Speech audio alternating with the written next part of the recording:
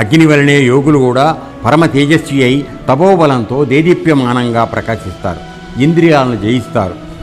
అతడు భోజనం మాత్రం స్వీకరించి యథామాత్రంగా విషయాలను అనుభవిస్తున్నా అతని మనస్సు ఇంద్రియాదులు అతని వశంలోనే సంచరిస్తుంటాయి. సో మనం అందరం అనుకుంటాం, ఏంటి ఆయన పెద్ద యోగం చెప్తారు కదా, మామూలుగా మనలాగానే భోజనం చేస్తున్నాడు కదా. మనందరి దృష్టి అట్లా ఉంటుంది. అంటే బయట ఉన్నటువంటి స్థూలమైన విషయాన్ని మనం చూస్తూ ఉంటాం. కానీ లోపలికి వెళ్ళిన తర్వాత ఆహారాన్ని ఆయన ఏం చేస్తున్నాడో దహింపజేసుకుని ఆత్మశక్తిగా మార్చుకుంటున్నాడనే జ్ఞానం మనకు తెలియదు, ఎందుకంటే అది మనకు కనపడదు కనుక.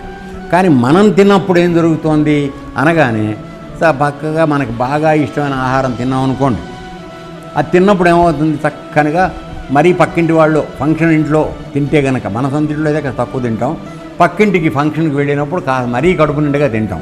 తిన్నప్పుడు ఏమవుతుందంటే వెంటనే ఇమీడియట్గా మనకు నిద్ర వస్తుంది. ఎందుకని?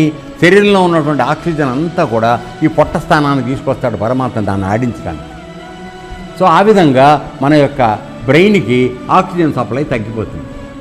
ఆక్సిజన్ సప్లై ఎప్పుడైతే తగ్గిపోతుందో మనకి ఒక లల్లింగ్ మూడ్, అంటే ఒక నిద్ర స్థితి వచ్చేస్తుంది. అందుకని భోజనం ఎక్కువగా చేస్తే తొందరగా నిద్ర వచ్చే అవకాశం, దాన్ని భుక్తాయాసము అంటారు.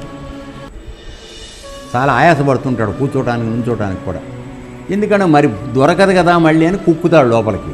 కుక్కిన తర్వాత ఆయాసం వస్తుంది, తర్వాత వెంటనే నిద్ర వస్తుంది. అదేనా? కానీ ఇక్కడ యోగి అన్నవాడు ఏం చేస్తాడంటే మితంగా తీసుకుంటాడు.